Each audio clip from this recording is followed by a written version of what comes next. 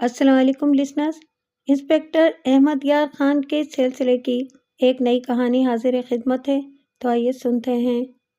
मैं देहाती इलाकों की वारदातों की तफ्तीश का आदी हो गया था, मगर मुझे दिल्ली में ऐसी सोसाइटी में दोहरे कत्ल की तफ्तीश के लिए भेज दिया गया जो मेरे लिए अजनबी और अजीब सी थी। ये थी एंग्लो इंडियन सोसाइटी, और वो भी दिल्ली की, जो अंग्रेज राज का दारुल हुकूमत था। कहानी सुनाने से पहले मैं ज़रूरी समझता हूँ कि एंग्लो इंडियन सोसाइटी के मुतालिक कुछ बता दूँ। अंग्रेज़ों ने जब हिंदुस्तान में अपनी हुकूमत मजबूत कर ली तो वो हिंदुस्तानियों में उठने बैठने लगे। उन्होंने अपने मज़हब को बहुत फ़रोग़ दिया। बाज़ अंग्रेज़ों ने खूबसूरत हिंदुस्तानी लड़कियों को ईसाई बनाकर इनसे शादियाँ कर लीं, और बाज़ अंग्रेज़ औरतों ने हिंदुस्तानी मर्दों से शादी करके उन्हें ईसाई बना लिया। इनकी औलाद गोरे रंग की थी और ये लोग एंग्लो इंडियन कहलाए। ये औलाद जवान हुई तो अपने आप को पूरा अंग्रेज़ और हिंदुस्तान का बादशाह समझने लगी। ये नस्ल हिंदुस्तानियों से उसी तरह नफरत करने लगी जिस तरह अंग्रेज करते थे, लेकिन इसकी फितरत में हिंदुस्तानीपन मौजूद था। अंग्रेज़ों का रवैया उनके हक में अच्छा नहीं था। बरतानिया की सोसाइटी उन्हें हिंदुस्तानी ही कहती थी। वहाँ और हिंदुस्तान में भी अंग्रेज सोसाइटी ने इन अंग्रेज मर्दों और औरतों को पसंद न किया जिन्होंने हिंदुस्तानियों के साथ शादी की थी और करते थे। इस तरह ये सूरत पैदा हो गई कि एंग्लो इंडियन तो हिंदुस्तानियों से दूर रहते थे, और दूसरी तरफ अंग्रेज एंग्लो इंडियन को अच्छी निगाह से नहीं देखते थे, क्योंकि अंग्रेज इन्हें हिंदुस्तानी समझते थे। मगर एंग्लो इंडियन अंग्रेज़ों के साथ ही उठते बैठते थे। इनकी लड़कियों के रंग गोरे और नकूश अच्छे होते थे, इसलिए इन लड़कियों को अंग्रेज सोसाइटी में मकबूलियत हासिल थी। इन देसी मेमों की बदौलत इनके खामिंदों, भाइयों और बापों को अंग्रेज सोसाइटी में उठने बैठने की इजाज़त मिल जाती थी। अलबत्ता अंग्रेज़ों ने तरक्की और ओहदों में इन्हें हिंदुस्तानियों पर हमेशा तरजीह दी। उस पुराने दौर के एंग्लो इंडियन अंग्रेज़ों की तरह रहते बसते थे। उनकी कोठियाँ, बंगले और क्वार्टर आम हिंदुस्तानियों से अलग थलग होते थे। वो शराब पीते, मगरबी नाच नाचते और हर लिहाज से अंग्रेज़ों की नक्काली करते थे। ये वाक़या यूँ पेश हुआ कि एक एंग्लो इंडियन मर्द रॉबर्ट और एक एंग्लो इंडियन औरत मिसेस फ्रांसिस को किसी ने इकट्ठे कत्ल कर दिया। दोनों मिसेस फ्रांसिस के बेडरूम में रात को कत्ल हुए। मिसेस फ्रांसिस का खामिंद फ्रांसिस सरकारी दौरे पर दिल्ली से बाहर गया हुआ था। मुतालिका थाना तफ्तीश कर रहा था। मिसेस फ्रांसिस का खामिंद फ्रांसिस सरकारी दौरे पर दिल्ली से बाहर गया हुआ था। मुतालिका थाना तफ्तीश कर रहा था। रॉबर्ट और फ्रांसिस मरकजी हुकूमत में अफसर थे। इसके अलावा कुछ और वजूहात भी थीं जिनकी बिना पर तफ्तीश थाने से लेकर एक अंग्रेज पुलिस इंस्पेक्टर LP डॉबगिन के सुपुर्द कर दी गई, और इसके साथ मुझे लगा दिया गया। मुझ में खराबी या खूबी ये थी कि मैं अंग्रेजी बोल और समझ सकता था। इस तरह ये तफ्तीश CIA के सुपुर्द हुई। वारदात को कमोबेश 20 रोज गुजर गए थे। डॉबगिन बड़ा ही तेज तर्रार और गैर मामूली काबिलियत का पुलिस इंस्पेक्टर था। उर्दू रवानी से बोलता था। हिंदुस्तानी जहनियत, फितरत और नफ्सियात को भी बड़ा अच्छी तरह समझता था। हमने थाने के इंचार्ज से वारदात के मुतालिक मालूमात हासिल की। उसने जो कागजात तैयार किए और जो बरामदगियाँ की थीं वो लीं। हमने देखा कि 20 दिनों में उसने इतना काम नहीं किया था जितना कि 20 दिनों में होना चाहिए था। उसने ये उज़र पेश किया कि मकतूला का खामिंद फ्रांसिस ताउन नहीं करता। फ्रांसिस खुश था कि उसकी बीवी कत्ल हो गई है। डॉबगिन ने यह उज़र कबूल न किया। इस सब इंस्पेक्टर का नाम जगमोहन सिंह था। वह हिंदू राजपूत था। राजपूती और थानेदारी के रौब में रहता और काम कम करता था। कत्ल की वारदात इस तरह हुई कि फ्रांसिस नाम का एक एंग्लो इंडियन, जिसकी उम्र 40 साल से कुछ ऊपर थी, सरकारी बंगलानुमा क्वार्टर में रहता था। वो सरकारी दौरे पर गया हुआ था। घर में उसकी बीवी रह गई थी। फ्रांसिस का कोई बच्चा नहीं था। ये उसकी दूसरी बीवी थी। उसकी उम्र कत्ल के वक्त 25-26 साल थी। पहली बीवी मर गई थी, इससे भी कोई बच्चा न था। दूसरी शादी को 2 साल गुजर गए थे। फ्रांसिस दौरे पर गया तो घर में बीवी अकेली थी। नौकर सिर्फ खानसामा था। इसी की बीवी घर में झाड़ पोंछ और छोटे मोटे काम करती थी, और ये मियाँ बीवी रात को काम से फारिग होकर अपने घर चले जाते थे। फ्रांसिस जिस रोज दौरे पर गया, इससे अगली सुबह خانسامہ نے مسز فرانسس کے لیے بیٹی تیار کی، بیڈ روم کے دروازے پر دستک دی تو اندر سے کوئی جواب نہ ملا۔ خانسامہ نے اس صبح یہ دیکھا کہ مسز فرانسس جو صبح سویرے جاگنے کی عادی تھی ابھی تک سوئی ہوئی تھی۔ خانسامہ اس خیال سے انتظار کرتا رہا کہ صاحب دورے پر چلے گئے ہیں، اس لیے میم صاحب ذرا دیر سے اٹھے گی۔ اس نے 15 منٹ بعد ذرا زور سے دستک دی، اب بھی اندر خاموشی تھی۔ اس نے نصف گھنٹے بعد تازہ چائے تیار کی کیونکہ پہلی چائے ٹھنڈی ہو چکی تھی۔ اب کے بھی اسے دستک کا جواب نہ ملا۔ بیڈ روم کے اندر جھانکنے کے لیے کوئی جگہ نہیں تھی۔ خانسامہ باورچی خانے میں چلا گیا۔ سورج نکل آیا۔ مسز فرانسس اتنی دیر تک کبھی نہیں سوئی تھی۔ اتنے میں خانسامہ کی بیوی اپنا کام کرنے کے لیے آ گئی۔ وہ بھی حیران ہوئی کہ میم صاحب ابھی تک نہیں جاگی۔ وہ اپنے کام کے سلسلے میں بنگلے کے پچھلے برآمدے میں سے گزری تو فرش پر اسے لال رنگ کے دھبے نظر آئے۔ اس رنگ پر چونٹیاں اکٹھی ہو گئی تھیں۔ یہ دراصل جوتیوں کے نشان تھے۔ رنگ جوتیوں کے ساتھ لگا ہوا تھا۔ برآمدے میں اسی جگہ ایک کمرے کی کھڑکی تھی جس میں شیشے لگے ہوئے تھے۔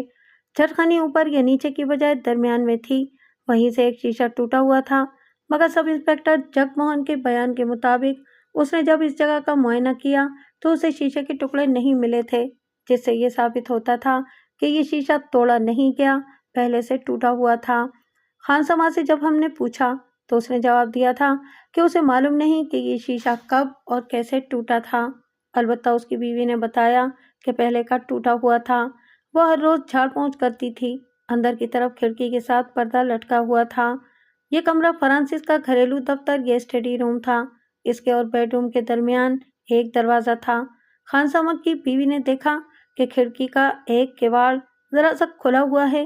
یہ کھڑکی بند رہتی تھی۔ یہ عورت اتنی عقل مند تو نہیں تھی کہ اسے کچھ شک ہوتا۔ وہ اپنے کام میں لگ گئی۔ تقریباً 1 گھنٹہ گزر گیا۔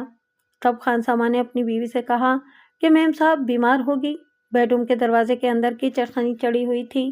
خانسامہ کی بیوی نے اسے بتایا کہ پچھلے برآمدے کی طرف کھڑکی کھلی ہوئی ہے۔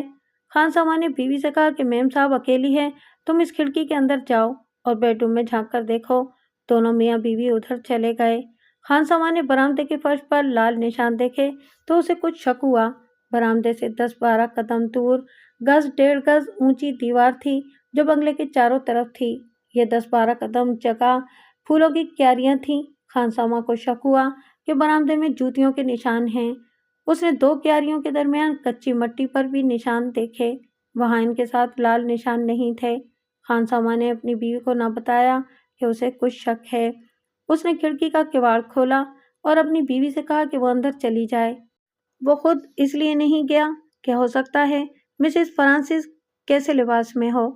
عورت کو کسی بھی حالت میں دیکھ لے تو کوئی حرج نہیں ہوتا۔ اس کی بیوی کھڑکی میں سے اندر چلی گئی۔ اسٹڈی روم اور بیڈ روم کے درمیان والا دروازہ کھلا تھا۔ خانسامہ کی بیوی دبے دبے پاؤں ادھر گئی۔ 2-3 بار اس نے پکارا، میم صاحب، میم صاحب۔ اسے کوئی جواب نہ ملا۔ وہ دروازے میں رکی اور بیڈ روم میں دیکھا۔ اچانک اس کی چیخ نکل گئی اور وہ کھڑکی کی طرف دوڑی۔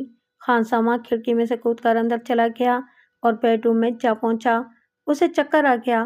چھوٹے سے بیڈ روم کے فرش پر خون کی موٹی تہ جمی ہوئی تھی۔ اس خون میں ایک آدمی اوندھے منہ پڑا تھا اور وہ نیم برہنہ تھا۔ اس کے جسم پر صرف قمیض تھی جو خون سے لال تھی۔ کمرے میں ڈبل بیڈ تھا۔ جس طرف یہ آدمی پڑا تھا اسی طرف مسز فرانسس یوں پڑی تھی کہ اس کا سر، کندھے اور پیٹھ فرش پہ تھے اور ٹانگیں پلنگ پر۔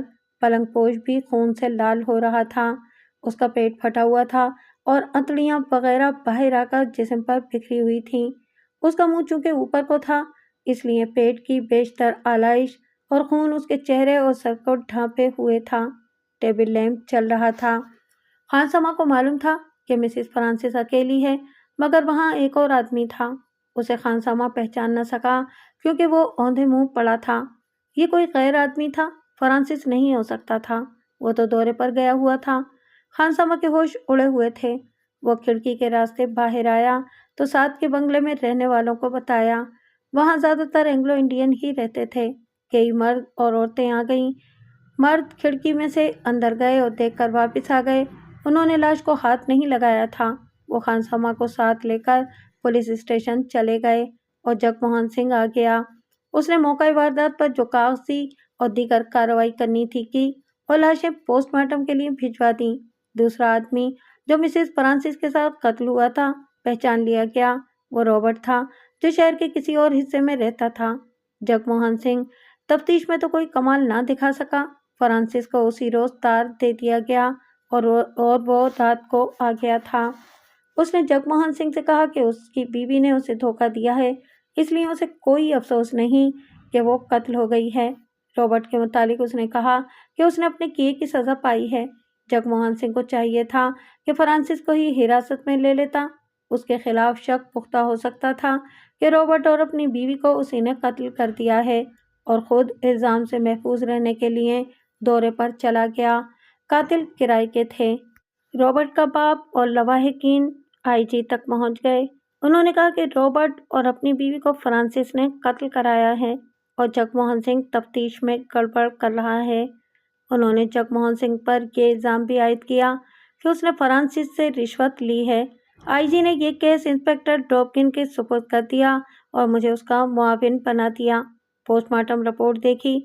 मकतूला का पेट चाकू या तेज धार आले से चीरा गया था और उसके सीने पर इसी आले के 3-4 गहरे जख्म थे। रॉबर्ट के जिस्म पर चाकू के कई एक जख्म थे। मुझे तादाद याद नहीं रही। उसके एक हाथ की हथेली पर भी चाकू का कट था और बाजुओं पर, कोहनी और हाथ के दरमियान भी जख्म थे। इनसे ये साबित होता था कि मकतूल ने मज़ाहमत की थी। डॉक्टर की राय के मुताबिक दोनों आधी रात के वक्त कत्ल हुए। डॉपकिन ने मेरी इस राय से इत्तेफाक किया कि कातिल एक नहीं 2 या 3 हैं।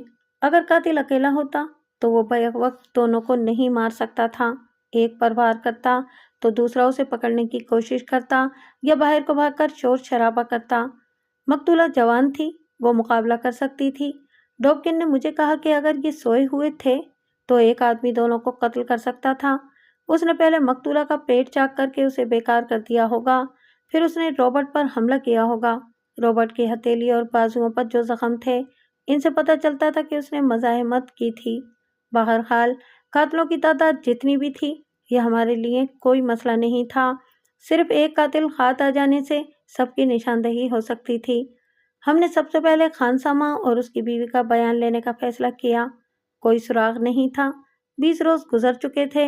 लाशें दफन हो चुकी थीं। जाए वारदात धुल चुकी थी। खुरे भी साफ हो गए थे। जगमोहन सिंह ने बताया था कि ये खून आलूद जूतियों के निशान थे। कातिल खिड़की के रास्ते बाहर निकले और क्यारियों में से गुजरकर दीवार फलांग गए। हमने इससे इन खुरों के मुतालिक सारी मालूमात ली। हमें अब अंधेरे में भटकना और अंधों की तरह टटोलना था। खानसामा ने वही बयान दिया जो वो पहले जगमोहन सिंह को दे चुका था।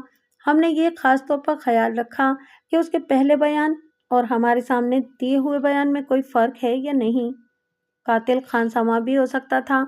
यह इन मुमकिन था कि अगर कातिल नहीं तो ये कत्ल में मुलव्विस ज़रूर होगा। हमने देखा कि उसके पहले और बाद के बयान में कोई फ़र्क नहीं था। डॉपकिन ने शक रफे करने के लिए उस पर जिरह की। मैंने भी बहुत कुरेदा, लेकिन यह आदमी बेगुनाह था या बहुत चालाक। इसके बाद हमने रॉबर्ट के मुतालिक पूछना शुरू किया। हमारे सवालों के जवाब में खानसामा ने बताया कि रॉबर्ट फ्रांसिस का दोस्त था। कभी कभी फ्रांसिस के घर आता था। मकतूला से कभी तन्हाई में मिला था? डॉपकिन ने पूछा। मैं घर में काम करता हूँ, खानसामा ने जवाब दिया। बाहर के मुतालिक मैं कुछ भी नहीं बता सकता।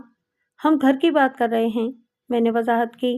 कभी ऐसा हुआ है कि फ्रांसिस साहब कत्ल की रात की तरह कहीं बाहर गए हुए हों और रॉबर्ट मिसेस फ्रांसिस के पास आया हो? खानसामा ने घबराहट का इजहार किया। मेरी हौसला अफजाई से उसने जवाब दिया। तकरीबन 6 महीने गुजरे। फ्रांसिस साहब दौरे पर गए हुए थे। मैं अलसुब बेटी लेकर गया। दरवाज़ा अंदर से बंद नहीं था। हाथ लगाया तो खुल गया। मैं बेडरूम में दाखिल हुआ।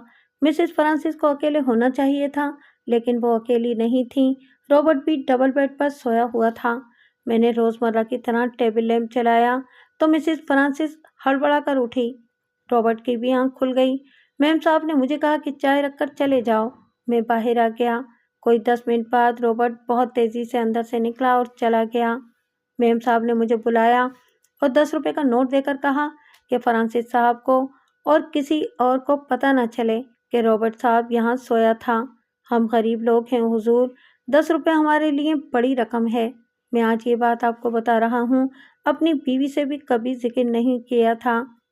رابرٹ صاحب رات کو کس وقت مسز فرانسس کے پاس آیا تھا؟ میں نے پوچھا۔ میں نے اسے آتے نہیں دیکھا، اس نے جواب دیا۔ میں رات 10-11 بجے کے درمیان اپنے گھر چلا جاتا ہوں۔ رابرٹ کے علاوہ کوئی اور بھی مسز فرانسس کے پاس رابرٹ کی طرح کبھی آیا ہے؟ ڈوبگن نے پوچھا۔ میں نے کسی کو کبھی دیکھا نہیں، خانسامہ نے جواب دیا۔ اس کے بعد رابرٹ فرانسس کی غیر موجودگی میں آتا رہتا ہوگا، ڈوبگن نے کہا۔ اب تو تم ان کے رازدار بن گئے تھے۔ اس کے بعد رابرٹ نہیں آیا، خانسامہ نے جواب دیا۔ اس کے بعد میں نے اسی بیڈ روم میں اس کی لاش دیکھی۔ تم بتا سکتے ہو کہ فرانسس کو رابرٹ اور مسز فرانسس کی دوستی پر کبھی شک ہوا تھا؟ میں نے پوچھا اور اس کی سہولت کے لیے کہا، تم میاں بیوی کی اندرونی باتوں سے واقف نہیں ہو گئے۔ اگر ان میں کبھی لڑائی جھگڑا ہوا ہو تو یہ تو تمہیں معلوم ہوگا۔ لڑائی جھگڑا تو اسی روز ہو گیا تھا جس صبح میں نے رابرٹ کو میم صاحب کے ساتھ بیڈ روم میں دیکھا تھا، خانسامہ نے جواب دیا۔ فرانسس صاحب بتا گیا تھا کہ 3 روز بعد آئے گا، لیکن وہ دوسرے ہی دن آ گیا۔ وہ دوپہر کے کھانے سے تھوڑی دیر پہلے آیا تھا۔ کچھ دیر بعد اس نے مجھے اندر بلایا اور ایک سگریٹ کیس مجھے دکھا کر پوچھا کہ یہ کس کا ہے؟ یہ بڑا خوبصورت اور قیمتی سگریٹ کیس تھا۔ میں نے جواب دیا کہ مجھے معلوم نہیں کہ یہ کس کا ہے۔ پھر اس نے مجھ سے پوچھا کہ رابرٹ صاحب یہاں آیا تھا؟ میں نے جواب دیا کہ میں نے اسے اس بنگلے میں نہیں دیکھا۔ فرانسس صاحب نے مجھے دھمکی دی کہ تم جھوٹ بول رہے ہو، یہ سگریٹ کیس رابرٹ صاحب کا ہے۔ میں اسے اچھی طرح پہچانتا ہوں۔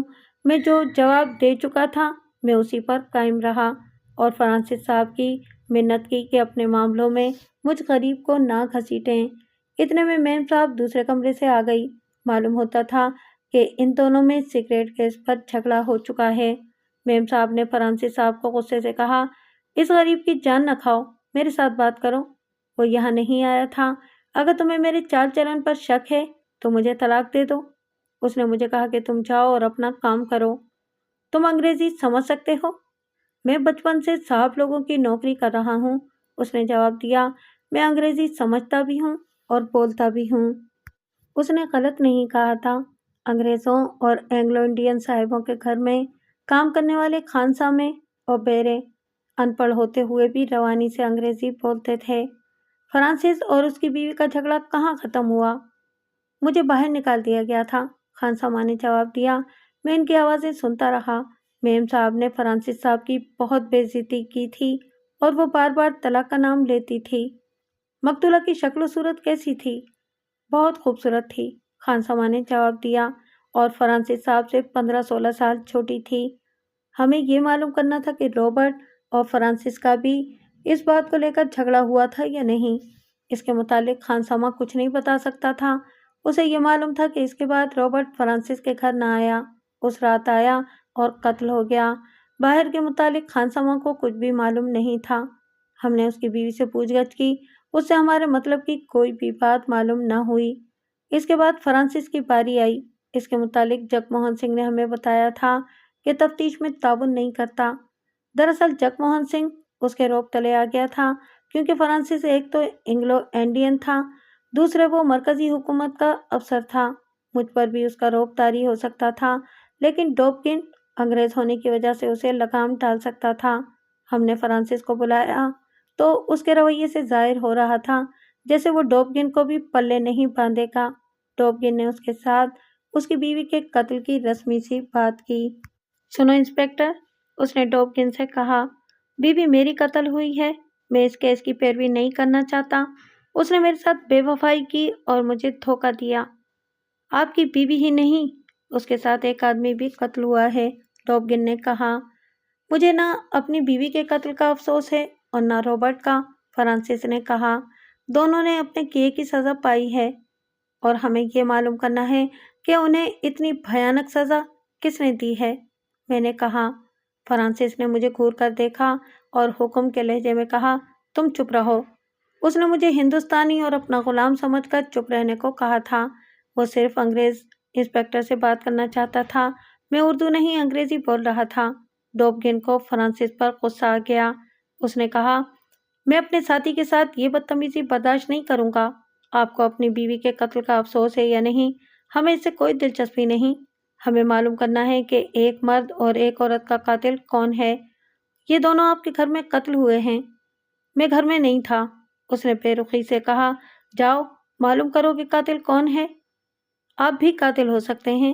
آپ کی بیوی کے ساتھ رابرٹ کے خفیہ تعلقات تھے اور آپ کو معلوم تھا کہ رابرٹ آپ کی غیر حاضری میں آپ کی بیوی کے پاس آتا تھا، ڈوبگن نے کہا۔ مجھ پر قتل کا الزام عائد نہ کرو انسپکٹر، فرانسس نے بھڑک کر کہا۔ آپ شاید میرے سرکاری رتبے سے واقف نہیں ہیں۔ اس وقت ہم آپ کے صرف ایک رتبے سے واقف ہیں، میں نے کہا، اور ہمیں آپ کے اسی رتبے سے دلچسپی ہے۔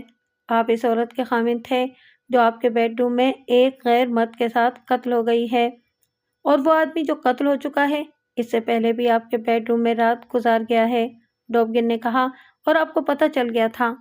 انسپکٹر، اس نے بڑے رعب سے کہا، آپ دونوں مجھے ناحق پریشان کر رہے ہیں۔ آپ کیسی باتیں کر رہے ہیں؟ کس کی بات کر رہے ہیں؟ میں اس سگریٹ کیس کی بات کر رہا ہوں جو آپ کو دورے سے واپس آ کر اپنے بیڈ روم میں ملا تھا، ڈوبگن نے کہا۔ اس سگریٹ کیس پر آپ کی اپنی بیوی کے ساتھ اتنی لڑائی ہوئی کہ بیوی نے آپ سے طلاق کا مطالبہ کیا۔ کیسا سگریٹ کیس؟ یہ کب کی بات ہے؟ اس نے کہا۔ معلوم ہوتا ہے کہ وہ غلیظ ہندوستانی آپ کو جھوٹ موٹ کے قصے کہانیاں سناتا رہا ہے۔ میں اسے آج ہی گھر سے نکال دوں گا۔ ہم 6 مہینے پہلے کی بات کر رہے ہیں، ڈوبگن نے کہا، اور ہم رابرٹ کے سگریٹ کیس کی بات کر رہے ہیں جو وہ آپ کے بیڈ روم میں بھول گیا تھا۔ فرانسس کے چہرے کا رنگ بدلنے لگا۔ ڈوبگن نے پوچھا، وہ آپ کا دوست تھا؟ اگر دن کے وقت آپ کی غیر حاضری میں آپ کے گھر آ گیا تو آپ اتنے غصے میں کیوں آ گئے تھے؟ ڈوبگن کا یہ سوال اس کی باریک بینی اور عقل مندی کی دلیل تھا۔ اس نے یہ سوچ کر یہ سوال کیا تھا کہ یہ تو صرف خانسامہ کو معلوم تھا کہ رابرٹ نے رات فرانسس کے بیڈ روم میں گزاری تھی۔ فرانسس دوپہر کو گھر آیا اور اس نے بیڈ روم میں رابرٹ کا سگریٹ کیس دیکھا تھا۔ انگریزی تہذیب اور آداب کے مطابق دن کے وقت کسی مرد کا کسی دوست کے گھر اس کی غیر حاضری میں چلے جانا معیوب نہیں تھا۔ پھر فرانسس کو اتنا غصہ کیوں آیا؟ کیا اسے شک تھا کہ رابرٹ اور اس کی بیوی کا درپردہ دوستانہ ہے؟ میں رابرٹ کا اپنی غیر حاضری میں اپنے گھر آنا پسند نہیں کرتا تھا، فرانسس نے جواب دیا۔ اس کے بعد رابرٹ آپ کے گھر نہیں آیا؟ میں نے کہا۔ میرا خیال ہے کہ نہیں آیا، اس نے جواب دیا۔ اسے کس نے آپ کے گھر آنے سے منع کیا تھا؟ میں نے پوچھا۔ آپ نے یا آپ کی بیوی نے؟ اس کے ہونٹ ہلے، لیکن وہ فیصلہ نہ کر سکا کہ کیا کہے۔ اس کا رعب تاب ختم ہو چکا تھا، اس کے غصے پر برف پڑ گئی تھی۔ جواب دینے کے بجائے وہ بے چینی سے ادھر ادھر دیکھنے لگا۔ مسٹر فرانسس، ڈوبگن نے کہا، اب جتنا سچ بولیں گے اتنا ہی فائدے میں رہیں گے۔ کچھ چھپانے کی کوشش کریں گے تو آپ چھپا نہیں سکیں گے۔ اس صورت میں آپ ہماری مدد اور ہمدردی سے محروم ہو جائیں گے۔ آؤ ہم ایک دوسرے سے تعاون کریں، ان کے سوال کا جواب دیں کہ رابرٹ کو آپ نے اپنے گھر آنے سے منع کیا تھا یا آپ کی بیوی نے؟ میں نے۔ اور وہ آپ سے لڑ پڑا؟ ڈوبگن نے کہا۔ میرا مطلب ہے کہ وہ غصے میں آ گیا۔ ڈوبگن نے ہوا میں تیر چلایا تھا۔ اس نے فرانسس کو دیکھ لیا تھا کہ طبعاً غصیلا ہے، لہٰذا اس نے رابرٹ کے ساتھ غصے اور رعب سے بات کی ہوگی۔ مسٹر فرانسس، ڈوبگن نے اس کا جواب سنے بغیر کہا، اس غلط فہمی میں نہ رہنا کہ ہمیں کچھ بھی معلوم نہیں۔ آپ نے دیکھ لیا ہے کہ سگریٹ کیس پر جھگڑا آپ کے گھر کے اندر ہوا تھا، لیکن ہمیں معلوم ہو گیا ہے۔ اسی طرح باہر کی تمام باتوں کا جو آپ سے تعلق رکھتی ہیں ہمیں معلوم ہے، حالانکہ ہمیں کچھ بھی معلوم نہیں تھا۔ ہاں، اس نے دبے دبے لہجے میں کہا، اس کے ساتھ بھی جھگڑا ہو گیا تھا۔ کہاں؟ اس نے کسی کا نام بتا کر کہا۔ اس کے گھر پارٹی تھی، رابرٹ بھی مدعو تھا۔ میں اسے باہر لے گیا اور اسے پوچھا کہ وہ کس وقت میرے گھر گیا تھا۔ اس نے جواب دیا کہ 9-10 بجے گیا تھا۔ میں نے کہا کہ یہ تو دفتر کا وقت ہے، تم دفتر سے اٹھ کر میرے گھر کیوں گئے تھے؟ اور تمہارا سگریٹ کیس بیڈ روم میں کیسے پہنچ گیا تھا؟ اس پر وہ گرم ہو گیا۔ میں نے غصے کا جواب غصے سے دیا اور آپ دونوں بہت اونچی آواز میں بولنے لگے۔ ڈوبگن نے ہوا میں ایک اور تیر چلایا۔ قدرتی بات ہے، اس نے کہا، اس نے تو گھوسے تان لیے تھے۔ ہاں، ڈوبگن نے کہا، دوسرے مہمان نہ آ جاتے تو آپ میں ہاتھا پائی ہو جاتی۔ ڈوبگن یہ معلوم کرنا چاہتا تھا کہ ان کی لڑائی کے عینی شاہد کون کون ہیں۔ میزبان بھی آ گیا تھا، اس نے کہا، میں نے اسے غصے سے کہا کہ اگر یہ رابرٹ پارٹی میں رہے گا تو میں نہیں رہوں گا۔ میں وہاں سے چلا آیا۔ آپ کی بیوی بھی آپ کے ساتھ آ گئی تھی؟ ڈوبگن نے پوچھا۔ فرانسس نے یہ نہیں بتایا کہ اس کی بیوی بھی پارٹی پر گئی تھی۔ ڈوبگن جانتا تھا کہ پارٹیاں وغیرہ میں بیویاں ساتھ جایا کرتی ہیں۔ وہ اندر تھی، اس نے جواب دیا۔ میں اسے بتائے بغیر آ گیا تھا۔ وہ کب گھر آئی؟ آدھی رات کے قریب، اس نے جواب دیا، پارٹی ختم کر کے۔ پارٹی میں آپ جتنی دیر رہے، آپ کی بیوی کیا کرتی رہی؟ وہ رابرٹ کے ساتھ ناچتی رہی، اس نے جواب دیا۔ اسی روز میرا بیوی کے ساتھ جھگڑا ہوا تھا۔ اسے کم سے کم میرے سامنے شیطان کے سامنے ڈانس نہیں کرنا چاہیے تھا۔ اسے کم سے کم میرے سامنے اس شیطان کے ساتھ ڈانس نہیں کرنا چاہیے تھا۔ ایک ڈانس ختم ہوا تو میں رابرٹ کو لے کر باہر آ گیا۔ فرانسس نے کہا کہ یہ مقتولہ کی پسند کی شادی تھی، یعنی مقتولہ نے فرانسس کو پسند کیا تھا۔ مقتولہ کی عمر 23-24 سال بتائی گئی تھی۔ یہ 2 سال پہلے شادی کے وقت کی عمر تھی۔ اس وقت فرانسس کی عمر کم و بیش 40 سال ہو چکی تھی۔ یہ بڑھاپے کی عمر تو نہیں تھی۔ اس دور میں صحت کا معیار اچھا تھا، لیکن فرانسس اس قابل نہیں لگتا تھا کہ مقتولہ جیسی جوان لڑکی جو بہت خوبصورت بتائی گئی تھی اسے پسند کرتی۔ فرانسس کا پیٹ بڑا ہوا، سر چھوٹا سا، کندھے سکڑے ہوئے اور شکل و صورت بھی کشش والی نہیں تھی۔ البتہ اپنے قبیل کی طرح اس کا رنگ گورا تھا۔ اب تو یہ ثابت ہو گیا تھا کہ یہ شادی محبت کے لڑکی کی پسند کا نتیجہ نہیں تھی، کیونکہ اس لڑکی کا در پردہ میل جول رابرٹ کے ساتھ تھا۔ ہم نے اس ضمن میں اس سے کچھ نہ پوچھا، لیکن وہ محبت کی رٹ لگاتا رہا۔ یہ معلوم کرنا کہ یہ شادی کس طرح ہوئی تھی مشکل نہیں تھا۔ مقتولہ کے والدین اور دیگر لواحقین موجود تھے، دوسرے لوگ بھی موجود تھے، رابرٹ کا خاندان اور اس کی بیوی بھی تھی جو اب بیوہ ہو چکی تھی۔ اب سوال یہ تھا کہ ہم یہ کیوں معلوم کرنا چاہتے ہیں کہ یہ شادی مقتولہ کی پسند کی تھی یا فرانسس جھوٹ بول رہا ہے۔ ڈوبگن کی رائے یہ تھی کہ اس شخص نے کسی وجہ سے اپنے آپ کو اس لڑکی پر ٹھوس رکھا تھا اور لڑکی اسے پسند نہیں کرتی تھی۔ فرانسس کے مزاج کو ہم دیکھ چکے تھے، بھڑک اٹھنے والا سنکی آدمی تھا، اس میں حاکمانہ پن کوٹ کوٹ کر بھرا ہوا تھا اور اس میں برداشت کی قوت بھی نہیں تھی، اور 1-2 اوصاف اس میں ایسے تھے جو کسی بھی انسان کو قاتل بنا سکتے ہیں۔ مسٹر فرانسس، ڈوبگن نے اس پر سیدھی چوٹ کی، مجھے آپ کے ساتھ دلی ہمدردی ہے۔ ہمدردی کے مستحق مقتولہ اور مقتول کے لواحقین نہیں، آپ ہیں۔ زیادتی آپ کے ساتھ ہوئی ہے۔ آپ میرے ہم مذہب اور میری قوم کی نسل سے ہیں، لیکن اس کے لیے ہمیں اپنے سینے ایک دوسرے کے سامنے کھولنے پڑیں گے۔ میں آپ کو بتا دوں گا کہ آپ سزا سے کس طرح بچ سکتے ہیں، اور آپ مجھے بتا دیں کہ آپ نے ان دونوں کو کس سے قتل کرایا ہے۔ وہ کرسی سے اچھل پڑا، غصے کا یہ عالم کہ اس کے ہونٹ کانپنے لگے۔ اس نے ہاتھ ڈوبگن کی طرف بڑھا کر غصے سے لرزتی آواز میں کہا، مسٹر ڈوبگن، میں ایسا بیہودہ الزام سننے کا عادی نہیں ہوں۔ تم ایک ہندوستانی کے سامنے میری توہین کر رہے ہو۔ میری اتنی پاور ہے کہ تم دونوں کو نوکری سے نکلوا سکتا ہوں۔ میں پھر کہتا ہوں کہ مقتولہ مجھے چاہتی تھی اور رابرٹ اسے ورغلا رہا تھا۔ مجھے توقع تھی کہ ڈوبگن نے اگر اس کے منہ پر تھپڑ نہ مارا تو ڈانٹ ڈپٹ ضرور کرے گا، لیکن یہ دیکھ کر مجھے اطمینان ہوا کہ سرخ رنگ کا یہ گورا جو صحیح معنوں میں ہندوستان کا بادشاہ تھا مسکرا رہا تھا، جیسے فرانسس کے ساتھ خوش گپیاں چل رہی ہوں۔ میں چونکہ خود تفتیش کے معاملے میں ٹھنڈے مزاج اور صبر و تحمل کا دامن نہیں چھوڑا کرتا تھا، اس لیے ڈوبگن کا رد عمل مجھے بہت پسند آیا۔ اگر تفتیشی افسر کی عقل کام کر رہی ہو تو وہ مزاج کی نرمی اور بردباری سے وہ کامیابی حاصل کر سکتا ہے جو تشدد اور اذیت رسانی سے اکثر حاصل نہیں ہوا کرتی۔ مسٹر فرانسس، ڈوبگن نے مسکراتے ہوئے کہا، کیا آپ کسی لڑکی کو ورغلانے کے اس طریقے کو دلچسپ اور عجیب نہیں سمجھتے کہ آدمی پوری رات اس کے بیڈ روم میں گزارے؟ فرانسس پر غصے کا غلبہ تھا۔ اس نے بے معنی اور بیکار سی باتیں کیں۔ اسے اپنے سرکاری رتبے اور اینگلو انڈین ہونے پر بڑا ہی ناز تھا۔ اس نے یہ بھی کہا، سب انسپکٹر جگ موہن سنگھ نے میرے ساتھ ایسی توہین آمیز بات کرنے کی جرات نہیں کی تھی۔ میں نے اسے صرف ایک بار کہا تھا کہ میں اس تفتیش میں نہ تعاون کروں گا نہ پیروی، اور اس نے مجھے تفتیش سے خارج کر دیا تھا۔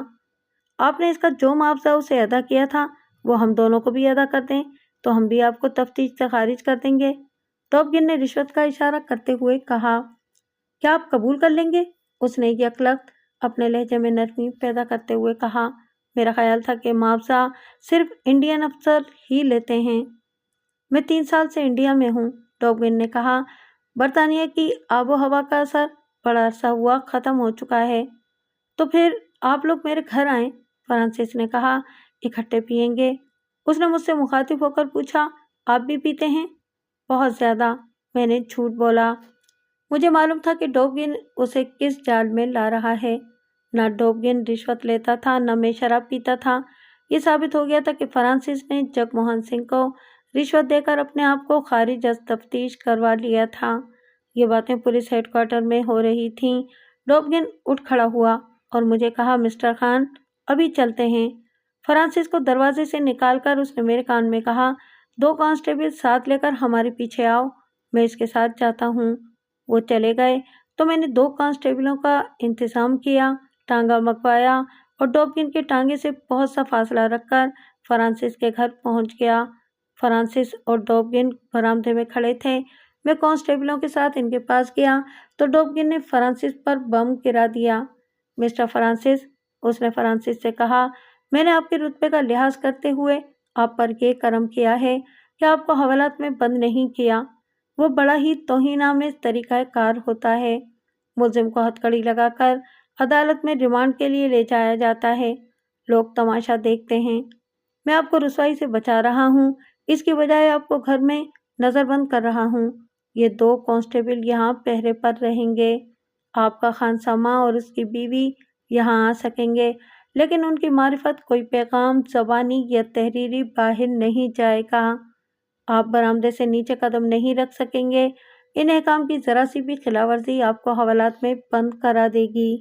مسٹر ڈوگن، فرانسس نے دبی ہوئی آواز میں کہا، آپ مجھ سے مذاق کر رہے ہیں؟ میں آپ کو معاوضہ دینے یہاں لایا تھا، مگر میں نے یہ نہیں بتایا تھا کہ میں معاوضہ کس شکل میں لوں گا، ڈوگن نے کہا۔ میرا معاوضہ یہ ہے کہ آپ اپنے گھر میں آرام اور اطمینان سے رہیں اور ٹھنڈے دل سے سوچ کر مجھے تفصیل سے بتا دیں کہ آپ نے اپنی بیوی اور اس کے آشنا کو کس طرح قتل کرایا ہے۔ میں قاتل نہیں ہوں، فرانسس نے کہا۔ یہ آپ سے کس نے کہا ہے کہ آپ قاتل ہیں؟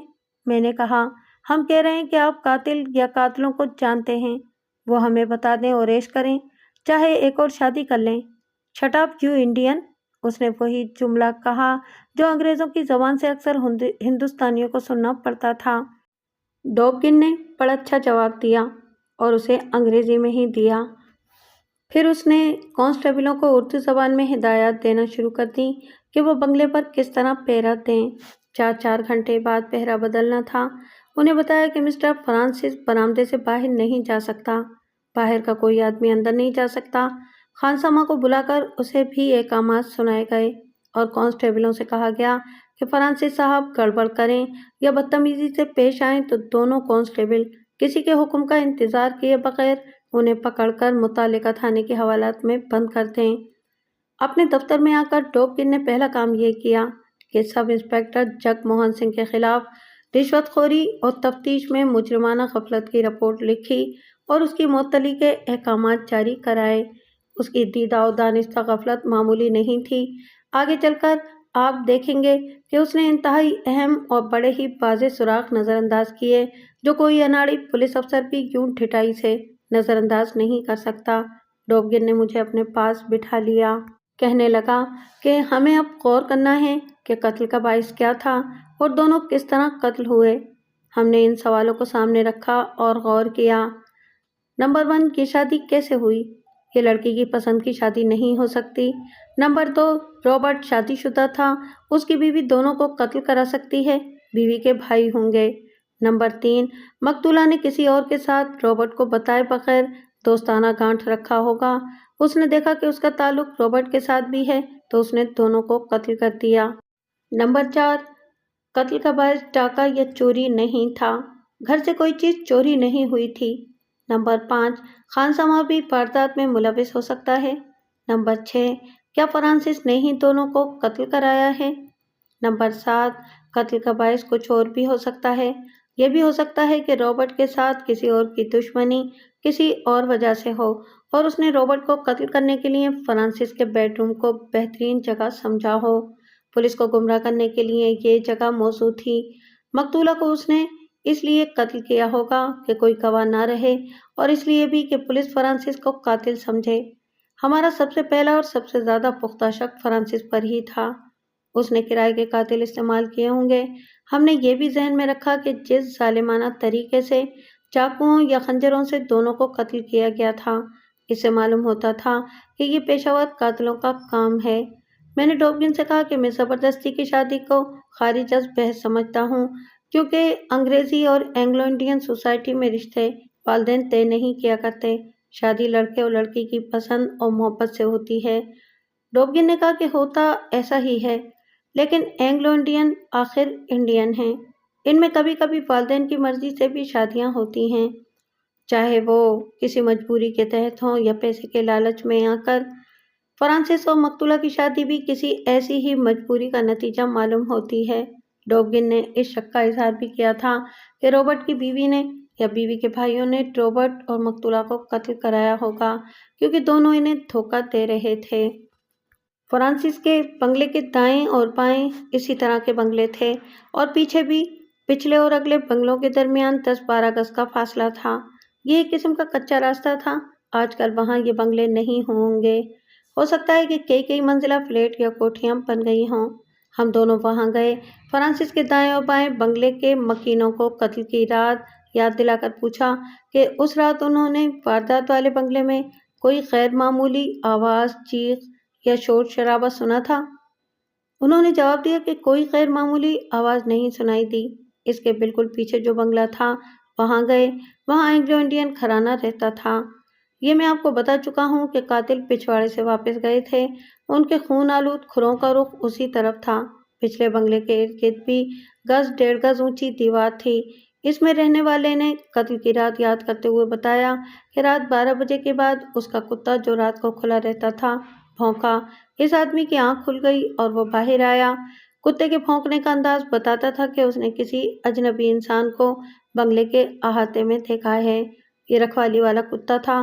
علاقہ کھلا تھا اور گنجان آبادی سے دور، اس لیے چوری ڈکیتی کا خطرہ موجود رہتا تھا۔ جب وہ اٹھ کر باہر آیا تو اس نے دیکھا کہ اس کا کتا پھاٹک کے اندر کھڑا بھونک رہا تھا اور ایک ٹانگا پھاٹک سے ذرا دور جا رہا تھا۔ ذہن پر اور زور دیں، میں نے اسے کہا۔ ٹانگا پھاٹک کے سامنے رکا اور چلا تھا یا آ رہا تھا اور گزر گیا؟ میں نے یہ سوال اس لیے پوچھا تھا کہ اس بنگلے کا پھاٹک فرانسس کے بنگلے کے بالکل پیچھے تھا۔ مجھے یہ خیال آ گیا تھا کہ قاتل ٹانگے پر آئے، ٹانگا یہاں رکا، قاتل اندر گئے اور اپنا کام کر کے واپس آئے، ٹانگے میں بیٹھے اور ٹانگا چل پڑا۔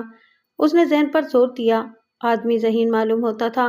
بہت دیر یاد کرتے کرتے اس نے کہا، معلوم ہوتا تھا کہ ٹانگا رکا رہا اور پھر چلا، کیونکہ میں جب باہر آیا تو گھوڑے کے قدموں کی آواز تھوڑی تھی، پھر رفتار تیز ہوئی اور یہ آواز مجھے سنائی دیتی رہی۔ ٹانگا بہت تیز ہو گیا تھا۔ میں پھاٹک تک گیا اور چوکیدار کو پکارا، وہ یہیں قریب ہی تھا۔ اس سے پوچھا کہ ٹانگا کہاں رکا تھا، اس میں کون آیا تھا؟ چوکیدار نے بتایا کہ وہ کسی بنگلے کا نمبر پتہ کر رہے تھے۔ چوکیدار نے مجھے بتایا کہ وہ غلط جگہ آ گئے تھے اور اس نے انہیں واپس بھیج دیا ہے۔ یہاں ایک ہی چوکیدار ہے؟ 2 ہیں، اس نے جواب دیا۔ ایک مسلمان ہے، دوسرا گورکھا۔ دونوں نے علاقہ بانٹ رکھا ہے۔ ہمارے علاقے والا مسلمان ہے۔ اس بستی کے تمام مکین پوری طرح ڈرے ہوئے تھے۔ ایک ہی بار 2 قتل معمولی واردات نہیں تھی۔ اس ڈر کا یہ فائدہ تھا کہ تفتیش میں وہ بہت تعاون کر رہے تھے۔ ڈوبگن نے اس صاحب سے رابرٹ، فرانسس اور مقتولہ کے متعلق پوچھا۔ اس نے ناک سکیڑ کر کہا، اس گھر میں یہی کچھ ہونا تھا۔ فرانسس کھٹے ہوئے مزاج کا آدمی ہے، ایک غریب گھرانے سے اسے یہ لڑکی مل گئی تھی۔ رابرٹ بدگماش آدمی تھا، اتنی خوبصورت بیوی کو چھوڑ کر یہاں آتا تھا، ایسے ہی چوری چھپے آتا تھا۔ کئی بار رات کو اس گھر میں آتے اور نکلتے دیکھا گیا ہے، اس نے جواب دیا۔ فرانسس تو کہتا ہے کہ مقتولہ اسے بہت چاہتی تھی، ڈوبگن نے کہا۔ اس آدمی کی میم صاحب پاس ہی کھڑی تھی۔ اس نے لمبی ہا کہی اور بولی، اس خبیث کو تو ہمارا کتا بھی پسند نہ کرتا تھا۔ اس کی دونوں بیویاں خوش قسمت تھیں کہ مر گئیں۔ یہ شادی کیسے ہوئی تھی؟ ڈوبگن نے پوچھا۔ ہم سب حیران ہیں، اس آدمی نے جواب دیا۔ ہم اتنا ہی جانتے ہیں کہ لڑکی غریب خاندان کی تھی اور بے حد خوبصورت۔ میں تو یہی کہوں گا کہ شادی کے بہانے اس نے یہ لڑکی خریدی تھی۔ آپ نے ٹانگے کا ذکر اس تھانے دار سے کیا تھا جس نے پہلے تفتیش کی تھی؟ اس نے ہم سے پوچھا ہی نہیں، اس نے جواب دیا، اور ہم نے از خود بتانا مناسب نہ سمجھا۔ اس سے مسلمان چوکیدار کا ٹھکانہ معلوم کر کے ایک کانسٹیبل سے کہا کہ اسے ہمارے دفتر لے آئے۔ میں اور ڈوبگن یہ رائے لے کر وہاں سے چلے کہ واردات میں ٹانگا استعمال ہوا ہے، اور یہ بھی کہ یہ کرائے کے قاتل تھے اور یہ فرانسس کے بلائے ہوئے تھے۔ اب دیکھنا یہ تھا کہ چوکیدار کو ان میں سے کسی کا چہرہ یاد ہے۔ چوکیدار کے متعلق میں نے پہلے سوچا ہی نہیں تھا۔ شہروں میں چوری اور ڈکیتی کی اکثر وارداتیں چوکیداروں کو ساتھ ملا کر کی جاتی تھیں۔ دوہرے قتل کی اس واردات میں بھی جب چوکیدار کا ذکر آیا تو میرے کان کھڑے ہو گئے۔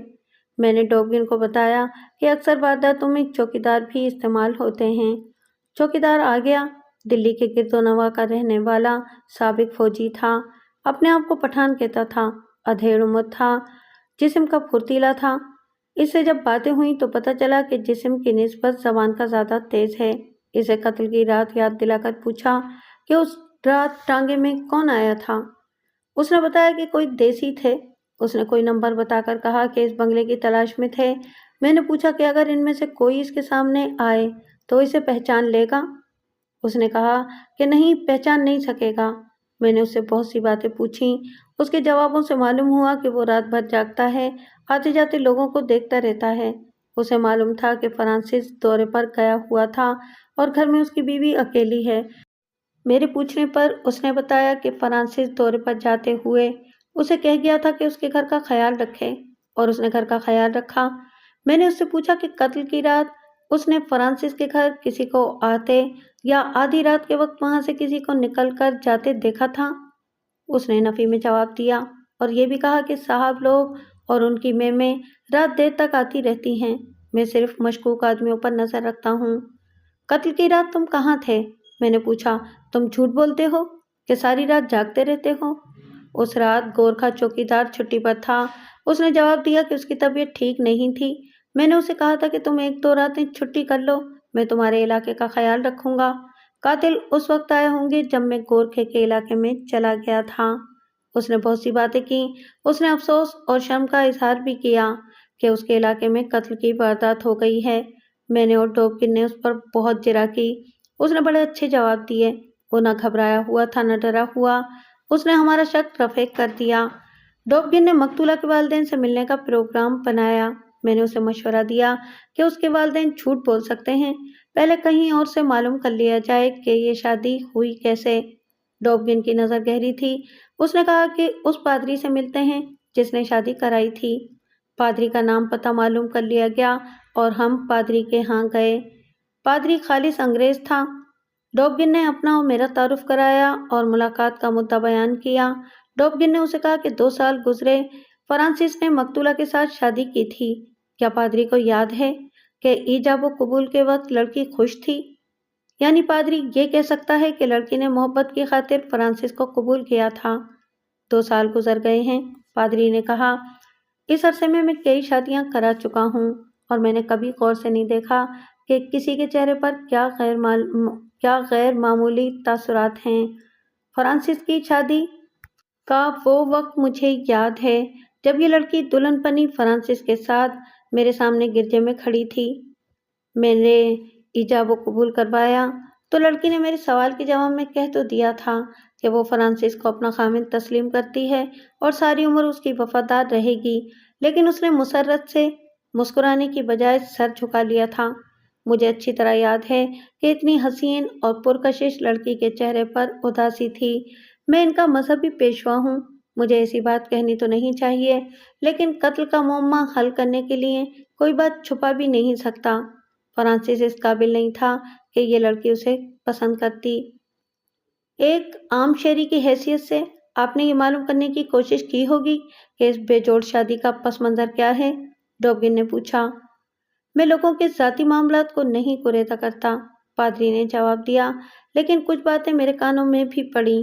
لڑکی کے والدین نے کسی مجبوری کے تحت اپنی لڑکی فرانسس کو دی تھی، اور مجبوری غالباً مالی تھی۔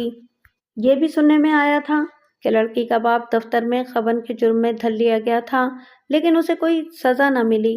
معاملہ غالباً دب گیا تھا۔ اس واقعے کے بعد فرانسس کی شادی اس لڑکی کے ساتھ ہوئی تھی۔ ڈوبگن نے مجھے معنی خیز نظروں سے دیکھا۔ میں نے یہ بات ذہن میں محفوظ کر لی۔ اب تک کبھی کوئی ایسی بات آپ تک پہنچی ہے کہ رابرٹ کی کسی کے ساتھ دشمنی تھی؟ ڈوبگن نے پوچھا۔ نہیں، پادری نے جواب دیا۔ البتہ رابرٹ اچھی شہرت کا آدمی نہیں تھا۔ اور مقتولہ کے چال چلن کے متعلق آپ کی کوئی رائے ہو؟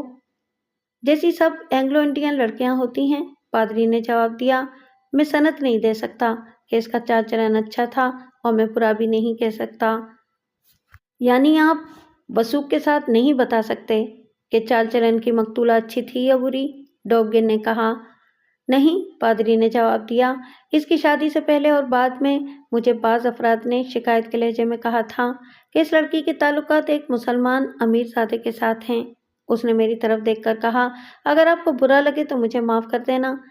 جس طرح آپ پسند نہیں کرتے کہ آپ کے مذہب کی لڑکی ہمارے مذہب کے کسی آدمی کے ساتھ محبت کرے، اسی طرح ہمارے ہاں بھی یہ معیوب سمجھا جاتا ہے کہ عیسائی لڑکی کسی غیر مذہب کے آدمی کے ساتھ تعلقات رکھے۔ میں نے دل میں اسے معاف کرتے ہوئے کہا، آپ اس امیر زادے کا نام وغیرہ بتا سکتے ہیں؟ نہیں، اس نے جواب دیا۔ میں نے اس لڑکی سے کہا تھا کہ وہ غیر مذہب کے کسی آدمی کے ساتھ دوستی نہ لگائے۔ اس نے مجھے صاف الفاظ میں بتایا تھا کہ اس آدمی کے ساتھ اس کی محبت پاک صاف ہے، اور وہ اسے عیسائی بنا کر اس کے ساتھ شادی کرے گی۔ یہ اس کی شادی سے پہلے کا ذکر ہے۔ اس نے کہا تھا کہ یہ مسلمان اپنا مذہب چھوڑنے کے لیے تیار ہے۔ میں نے اسے یہ بھی کہا تھا کہ تم جذبات میں آ کر اپنا مذہب چھوڑ دو گی۔ اس نے کہا تھا کہ وہ عیسائی نہ ہوا تو وہ اس آدمی کو دل سے اتار دے گی، اور اس کے بعد اس کی شادی فرانسس کے ساتھ ہو گئی۔ میرا خیال تھا کہ ہم پادری کے پاس آ کر محض وقت ضائع کریں گے۔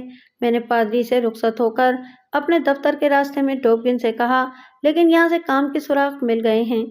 مجھے یقین ہونے لگا ہے کہ ہم اسی راستے پر جا رہے ہیں جس پر قاتل بھاگا جا رہا ہے۔ ڈوبگن نے کہا، اب ہمیں مقتولہ کے والدین کے پاس جانا چاہیے۔ میرا خیال ہے کہ مقتولہ کی شادی اس لیے فرانسس کے ساتھ کر دی گئی تھی کہ وہ اس مسلمان امیر زادے سے ہٹ جائے۔ اس صورت میں تو لڑکی اس مسلمان کے ساتھ فرار ہو سکتی تھی۔ میں نے کہا، مسلمان امیر زادے کی محبت والا قصہ ضمنی اور غیر اہم لگتا ہے۔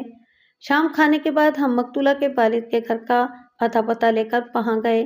وہ فرانسس کے گھر سے دور رہتا تھا۔ اس کا گھر دیکھ کر ہی ہم جان گئے کہ غریب آدمی ہے۔ وہ بھی اینگلو انڈین تھا۔ وہ اپر گریڈ کلرک تھا۔ اولاد اتنی زیادہ تو نہیں تھی، لیکن پینے پلانے اور اپنے آپ کو انگریز ثابت کرنے میں تنخواہ ختم ہو جاتی تھی۔ اس کا بیٹا کوئی نہیں تھا، 3 لڑکیاں تھیں، اور مقتولہ سب سے بڑی تھی۔ مقتولہ کی ماں کو دیکھا، بڑھاپے میں بھی خوبصورت لگتی تھی۔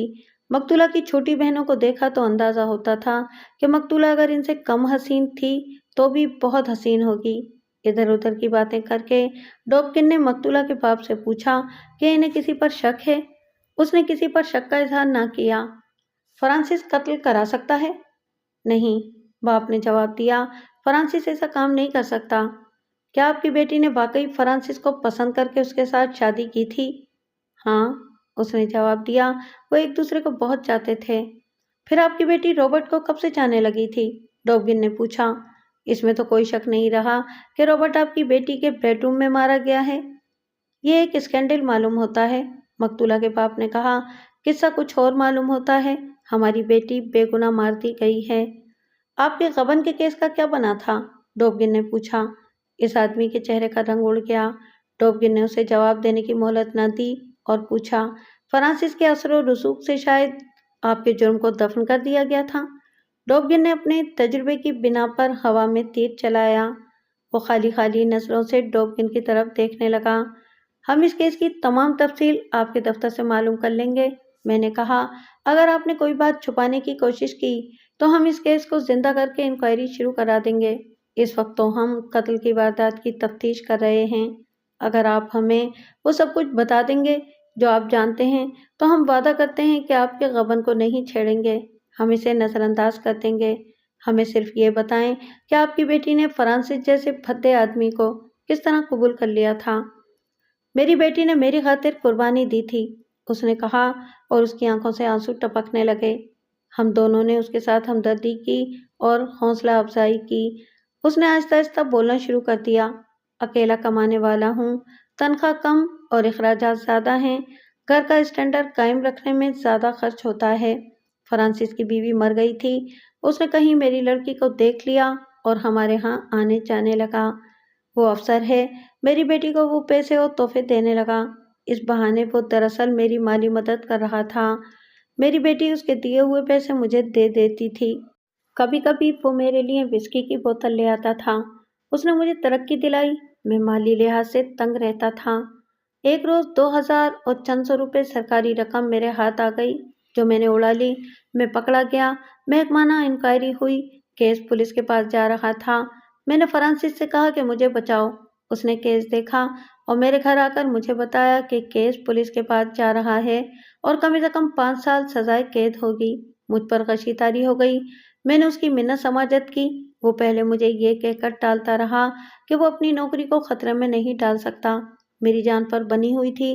میں اس کے پیچھے پڑا رہا۔ آخر اس نے کہا کہ اپنی بڑی بیٹی کی شادی میرے ساتھ کر دو، کیس دبا دوں گا۔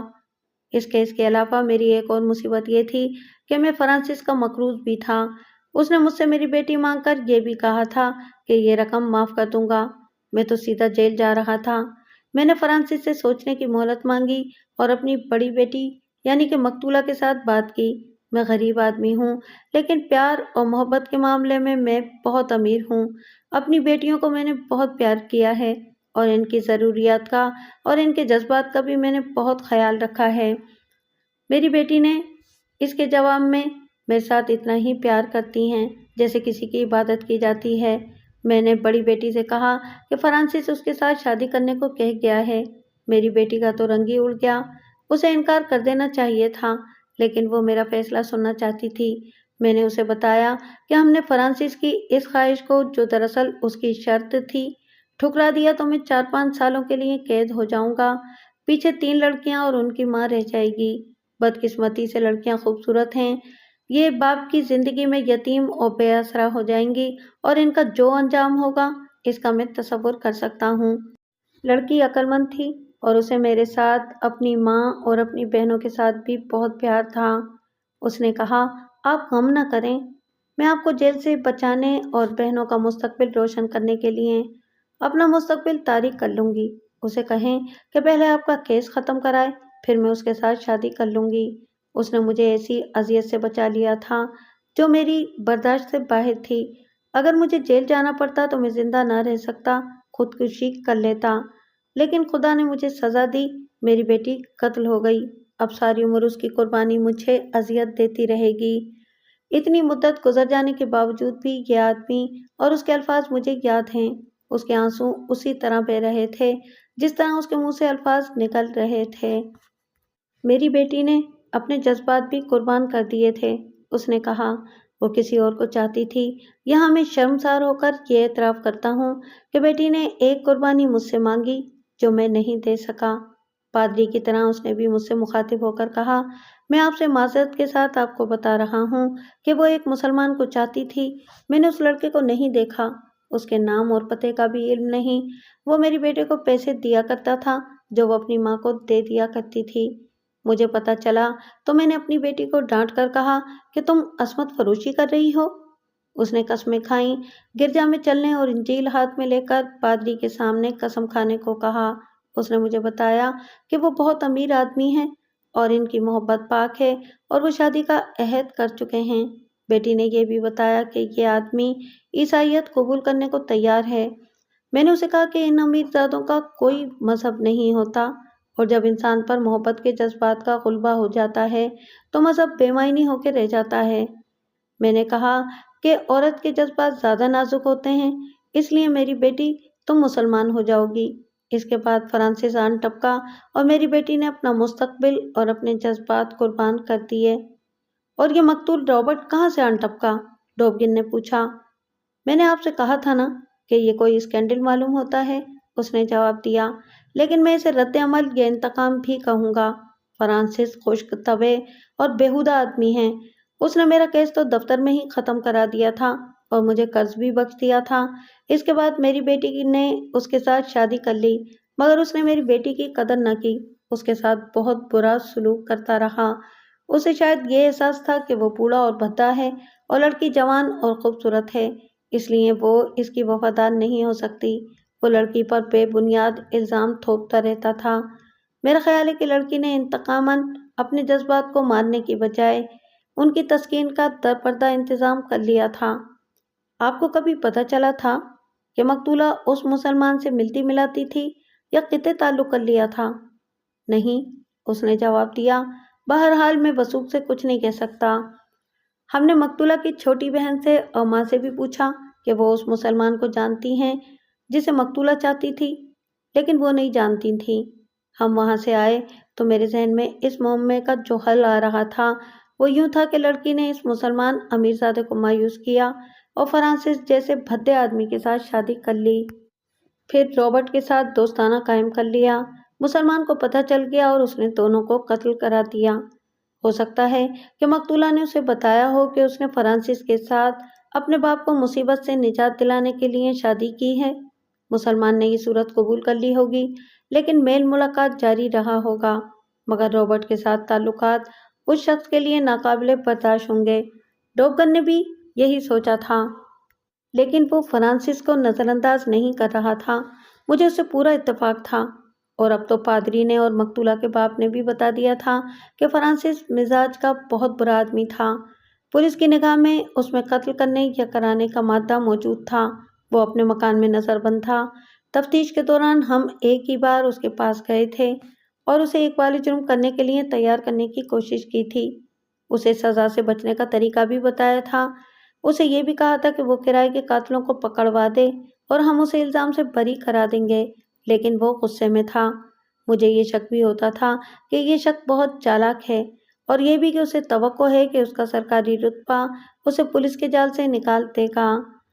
ہم رابرٹ کے گھر گئے۔ رابرٹ جوانی میں قتل ہو گیا تھا۔ اس کا باپ ہمیں دیکھتے ہی واہی تباہی بکنے لگا۔ دراصل اس کی کوششوں سے تفتیش تھانے سے نکلوا کر ہمیں دی گئی تھی۔ اس نے پہلے تو مقتولہ کے باپ کو برا بھلا کہا۔ وہ کہتا تھا کہ باپ شرابی اور چور ہے۔ اس نے روپے پیسے کے لالچ میں لڑکی فرانسس جیسے جنگلی بھینسے کو دے دی۔ لڑکیاں بد چلن ہیں۔ اس لڑکی نے ہمارے لڑکے کو پھانس لیا۔ اس کے ساتھ ہی اس نے ایک مسلمان ٹھیکیدار کو پھانس رکھا تھا۔ فرانسس کو پتہ چلا تو اس نے بیوی کو طلاق دینے کی بجائے اسے اور ہمارے بیٹے کو قتل کرا دیا۔ لیکن آپ کا بیٹا فرانسس کی غیر حاضری میں رات کو اس کے بیڈ روم میں کیا کر رہا تھا؟ وہ لڑکی بدمعاش تھی، باپ نے کہا۔ لڑکے نے بلایا ہوگا۔ اس سے ہم نے جو کچھ بھی پوچھا اس نے الٹا اور بے معنی جواب دیا۔ یہ بھی پوچھا کہ وہ مسلمان کون ہے، اسے بھی اس کا نام وغیرہ معلوم نہیں تھا۔ ہم نے اسے کہا کہ ہم رابرٹ کی بیوی کے ساتھ علیحدگی میں بات کرنا چاہتے ہیں۔ اس نے اس لڑکی کو ہمارے پاس بھیج دیا۔ اس کی عمر 23-24 سال تھی، خاص طور پر خوبصورت نہیں تھی۔ وہ اداس تھی، لیکن اس کی آنکھوں میں آنسوؤں کی نمی تک نہیں تھی۔ اس واردات کے متعلق کچھ بتا سکتی ہو؟ ڈوگن نے پوچھا۔ میں کوئی نئی بات نہیں بتا سکتی، اس نے جواب دیا۔ آپ کو معلوم ہے، سب کو معلوم ہے کہ رابرٹ فرانسس کے بیڈ روم میں اس کی بیوی کے ساتھ قتل ہوا ہے۔ اسے قتل ہونا ہی تھا۔ اگر قتل نہ ہوتا تو یا فرانسس اپنی بیوی کو طلاق دے دیتا یا میں رابرٹ سے طلاق لے لیتی، کچھ تو انجام ہونا ہی تھا۔ تمہیں معلوم تھا کہ رابرٹ مقتولہ میں دلچسپی لیتا ہے؟ مجھے معلوم ہو گیا تھا، اس نے جواب دیا۔ اس کی دلچسپی مجھ سے ہٹ کر ادھر منتقل ہو گئی تھی۔ اس کا مطلب یہ ہوا کہ مقتولہ کا چال چلن اچھا نہیں تھا۔ شادی سے پہلے اچھا تھا، اس نے جواب دیا۔ فرانسس کے قبضے میں آ کر وہ بگڑ گئی۔ تم اتنے یقین کے ساتھ بات کر رہی ہو، میں نے کہا۔ کیا تم نے سنی سنائی پر یقین کر لیا ہے؟ نہیں، وہ بولی۔ وہ میری کلاس فیلو تھی، ہم ہمراز سہیلیاں تھیں۔ اس کے والدین کا گھر ہمارے گھر سے دور تھا، پھر بھی ہم اسکول کے بعد ملتی ملاتی اور بہت دیر اکٹھی رہتی تھیں۔ اگر تم اس کی ہمراز ہو تو تمہیں معلوم ہوگا کہ وہ کسی مسلمان امیرزادے کو چاہتی تھی۔ اچھی طرح جانتی ہوں، اس نے جواب دیا۔ میں رابرٹ کو چاہتی تھی، اس کی باتیں میں اسے سنایا کرتی تھی اور وہ اپنے چاہنے والے کی بڑی اچھی اچھی باتیں مجھے سنایا کرتی تھی۔ تم نے اسے دیکھا تھا؟ ان کے ساتھ گھومی پھری بھی ہوں۔ اس نے جواب دیا۔ 3-4 بار کیناٹ پیلس کے ایک ریسٹوران میں ان کے ساتھ کھایا پیا بھی ہے۔ اس کا اتا پتہ؟ اسے اتا پتہ معلوم نہیں تھا۔ نام سلیمان تھا۔ اس نے بتایا کہ 3-4 بار وہ بھی مقتولہ کے ساتھ سلیمان سے ملنے گئی ہے۔ ہمارا مسئلہ یہ تھا کہ سلیمان کے گھر کا پتہ ملے۔ ہم نے رابرٹ کی بیوی کو کریدنا شروع کیا تو اس نے بتایا کہ وہ جتنی بار وہاں گئی ہے، کیناٹ پیلس کے ایک ریسٹوران میں گئی ہے اور وہاں وہ ایک کیبن میں بیٹھی ہے اور ہر بار ایک ہی بیرا کھانے پینے کی چیزیں لاتا تھا۔ سلیمان اسے ٹپ زیادہ دیتا تھا۔ اس بیرے کے ساتھ سلیمان بے تکلفی سے باتیں کرتا تھا۔ تم مقتولہ کی شادی سے پہلے کی باتیں کر رہی ہو؟ ڈوبگن نے پوچھا۔ شادی کے بعد بھی وہ سلیمان سے ملتی رہی تھی؟ ہاں، اس نے جواب دیا۔ 6-7 مہینے گزرے۔ مقتولہ مجھے اسی ریسٹوران میں لے گئی۔ سلیمان وہاں انتظار میں بیٹھا تھا۔ مقتولہ نے مجھے بتایا تھا کہ فرانسس کے ساتھ شادی کرنے کے بعد وہ پہلے کی طرح سلیمان سے ملتی رہتی تھی۔ اس نے سلیمان کو بتا دیا تھا کہ اس نے باپ کی خاطر شادی کی ہے اور یہ ایک قربانی ہے۔ اس نے مجھے بھی بتایا تھا کہ اپنے باپ کے لیے اور اپنی بہنوں کے مستقبل کے لیے اس نے اپنے جذبات اور اپنی محبت کو قربان کر دیا ہے۔ وہ میرے ساتھ باتیں کرتے ہوئے رویا کرتی تھی۔ اس نے مجھے یہ بھی بتایا تھا کہ سلیمان اسے کہیں بھاگ چلنے کو کہہ رہا ہے اور وہ یہ بھی کہتا ہے وہ کسی اور سے شادی نہیں کرے گا۔ وہ فرانسس کو قتل کرنے کے لیے بھی تیار تھا، لیکن مقتولہ نے اسے روک دیا تھا۔ کہتی تھی کہ فرانسس کی موت کا اسے کوئی افسوس نہیں ہوگا، لیکن سلیمان پکڑا جائے گا اور اس سے سزائے موت ہو جائے گی۔ وہ کہتی تھی کہ میں اپنی محبت کو زندہ رکھنا چاہتی ہوں۔ سلیمان کے ساتھ ملاقاتیں قتل تک چلتی رہی ہوں گی۔ میں نے کہا، اس کے قتل سے 6-7 مہینے پہلے تک تو مجھے معلوم ہے کہ وہ سلیمان سے ملتی رہی۔ اس نے کہا، میں آخری بار اس کے ساتھ ریسٹوران میں 6-7 مہینے پہلے گئی تھی۔ اس کے بعد میرا اور مقتولہ کا تعلق ٹوٹ گیا تھا۔ فرانسس نے اسے باہر جانے سے روک دیا ہوگا، ڈوبگن نے کہا۔ نہیں، اس نے جواب دیا، میں نے اس سے ملنا چھوڑ دیا تھا اور وجہ یہ ہوئی کہ وہ شادی سے پہلے کی طرح بعد میں بھی میرے گھر آیا کرتی تھی۔ رابرٹ کے ساتھ میری شادی مقتولہ کی شادی سے 1 سال پہلے ہوئی تھی۔ یہ تو میں دیکھ رہی تھی کہ رابرٹ مقتولہ کے ساتھ بے تکلف تھا۔ میں نے قتل سے 6 ماہ پہلے دیکھا کہ رابرٹ اور مقتولہ اس حد تک بے تکلف ہو چکے ہیں جسے کوئی بیوی برداشت نہیں کر سکتی۔ مجھے باہر سے یہ بھی پتہ چلا کہ رابرٹ مقتولہ کے گھر اس وقت جاتا ہے جب فرانسس گھر نہیں ہوتا۔ رابرٹ میرے ساتھ کھچا کھچا رہنے لگا تھا۔ اس لڑکی نے بہت سی باتیں سنائیں۔ ان تفصیلات سے ہم نے یہ اخذ کیا کہ مقتولہ سلیمان سے بھی ملتی تھی اور اس نے رابرٹ کو بھی پھانس لیا تھا۔ اب ہماری دلچسپی سلیمان کے ساتھ تھی۔ میں نے یہ دیکھ لیا تھا کہ یہ لڑکی یعنی کہ رابرٹ کی بیوی قتل کرانے کی ہمت نہیں رکھتی۔ ہم پھر سلیمان پر آ گئے اور پوچھا کہ سلیمان مقتولہ کے گھر میں کبھی گیا تھا؟ کبھی ذکر نہیں ہوا، اس نے جواب دیا۔ میرا خیال ہے کہ اسے مقتولہ کے گھر جانے کی ضرورت نہیں تھی۔ اس کا اپنا بڑا خوبصورت ٹانگا ہے۔ ریسٹوران سے میں گھر آ جاتی اور سلیمان مقتولہ کو اپنے ٹانگے میں کہیں لے جاتا تھا۔ ٹانگے کے نام پر ہم چونکے۔ ڈوبگن کے منہ سے بے اختیار نکلا، سلیمان ہی ہمارا آدمی ہے۔ میں ایک بار پھر بتا دوں کہ اس دور میں اپنا ٹانگا بہت امیر لوگوں کے پاس ہوا کرتا تھا۔ میں نے ٹانگے اور گھوڑے کے متعلق اس سے چند ایک باتیں پوچھیں اور اسے کہا کہ تم ہماری مدد کر سکتی ہو، ہمیں قاتل کو پکڑنا ہے۔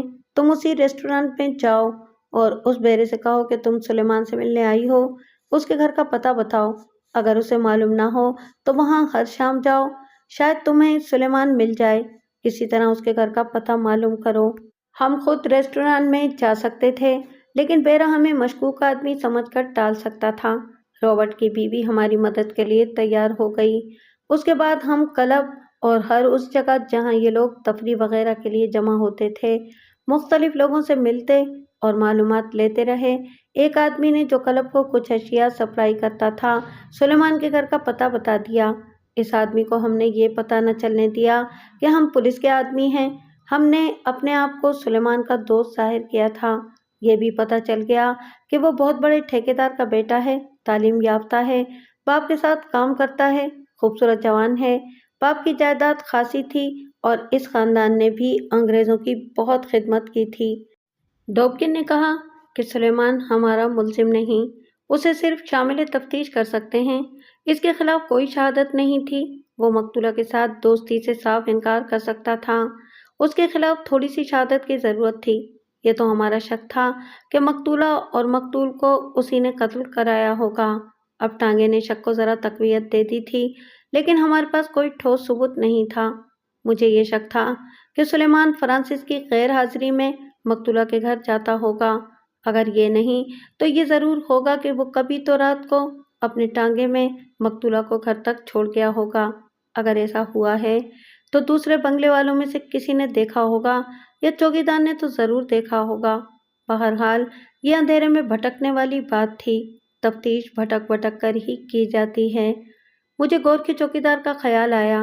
نیپالی گورکھوں میں آج بھی یہ وصف موجود ہے کہ ڈیوٹی کے پکے اور دیانتدار اور سچ بولنے والے لوگ ہوتے ہیں۔ ہم نے گورکھے چوکیدار کو اپنے ہیڈ کوارٹر میں بلایا، اسے ٹانگے کا رنگ، ساخت اور گھوڑے کا رنگ بتا کر پوچھا کہ کبھی رات کو اس نے یہ ٹانگا اپنے علاقے میں آتے جاتے دیکھا ہے۔ اس نے کوئی تسلی بخش جواب نہ دیا۔ اس سے ہم ادھر ادھر کی معلومات لیتے رہے جو برائے نام تھیں۔ میں نے محسوس کیا کہ اس کے ساتھ ہم وقت ضائع کر رہے ہیں۔ تفتیش چونکہ قتل کی ہو رہی تھی، اس لیے گورکھا ہم پر ثابت کرنے کی کوشش کر رہا تھا کہ یہ اس کی کوتاہی کا نتیجہ نہیں۔ اس نے اپنی پوزیشن صاف کرنے کے لیے کہا، مجھے افسوس ہے کہ دوسرے چوکیدار نے اس رات مجھے چھٹی کرا دی تھی، ورنہ قاتل نکل کر نہ جاتے۔ میں نے کبھی چھٹی نہیں کی تھی۔ مجھے مسلمان چوکیدار کا بیان یاد آ گیا۔ میں نے سوچا کہ گورکھے سے اس کے بیان کی تصدیق یا تردید کرا لی جائے۔ گورکھے کے ان الفاظ نے کہ دوسرے چوکیدار نے اس رات مجھے چھٹی کرا دی تھی مجھے شک میں ڈال دیا۔ میں نے اسے کہا کہ تم تو ان دنوں بیمار ہو گئے تھے، اس لیے اس نے تمہیں چھٹی کرائی تھی۔ بیمار؟ کون؟ میں؟ اس نے حیرت سے کہا، میں کبھی بیمار نہیں ہوا۔ پھر چھٹی کیوں کی تھی؟ اس نے کہا تھا کہ ہم نے کبھی چھٹی نہیں کی۔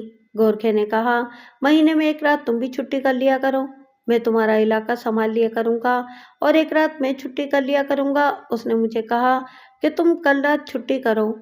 تم کب سے یہاں چوکیداری کر رہے ہو؟ میں نے پوچھا۔ اور وہ کب سے ہے؟ کوئی 3 سال ہو گئے ہیں، اس نے جواب دیا، اور وہ مجھ سے پہلے کا ہے۔ ہمیں تنخواہ بنگلوں کے صاحب لوگ دیتے ہیں۔ ہم اردو میں باتیں کر رہے تھے جو ڈوبگن اچھی طرح سمجھتا تھا۔ اس نے گورکھے کو باہر بیٹھنے کو کہا۔ ہم نے اس پر غور کیا کہ مسلمان چوکیدار نے کہا تھا کہ گورکھا بیمار تھا اور اس نے اسے چھٹی کرائی جس رات قتل کی واردات ہوئی۔ جائے واردات پر ٹانگا آیا تھا اور مقتولہ کے چاہنے والے کے پاس بھی اپنا ٹانگا ہے۔ ہم نے گورکھے کے ساتھ ایک کانسٹیبل کو بھیج دیا کہ مسلمان چوکیدار کو بھی ساتھ لے آئے۔ گورکھے کو معلوم تھا کہ وہ کہاں رہتا ہے۔ وہ کوئی 2 گھنٹے بعد آیا۔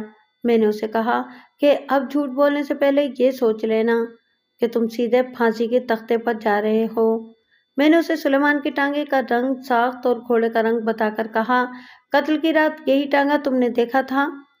اس نے کچھ کہنا چاہا، لیکن میں جان گیا کہ وہ اندر سے ہل گیا ہے۔ میں نے اس کا جواب سنے بغیر کہا، سلیمان خود ساتھ تھا؟ اس کی آنکھیں ٹھہر گئیں، اور تم قریب ہی کھڑے تھے؟ حضور والا، اس کے منہ سے اتنا ہی نکلا۔ ڈوبگن نے کوئی سوال کیا تو میں نے ڈوبگن کو انگریزی میں کہا، اب آپ چپ رہیں گے؟ آپ کی نسل نے ہماری اچھی رہنمائی کی ہے۔ یہ میری نسل ہے، یہ میں جانتا ہوں کہ اس سے کس طرح رہنمائی حاصل کی جاتی ہے۔ میں اٹھ کھڑا ہوا۔ میز پر ڈوبگن کا بیت کا ڈنڈا رکھا تھا جو کوئی 2 فٹ لمبا اور 1 انچ موٹا تھا۔ وہ یہ ڈنڈا ہمیشہ میز پر یا ہاتھ میں رکھتا تھا۔ یہ اس دور کا رواج بھی تھا۔ میں نے ڈنڈا پکڑ کر چوکیدار کے سامنے میز پر اتنی زور سے مارا کہ چھوٹے سے بند کمرے میں بڑا بلند دھماکہ ہوا۔ چوکیدار بری طرح بدکا، ڈوبگن بھی بدک گیا۔ میں نے چوکیدار سے کہا کہ تم نے کہا تھا کہ گورکھا بیمار تھا، اس لیے اسے چھٹی کرائی تھی، لیکن تم نے قتل کی واردات کرانے کے لیے اسے چھٹی کرائی تھی۔ اس کے منہ سے ایک بار پھر نکلا، حضور والا۔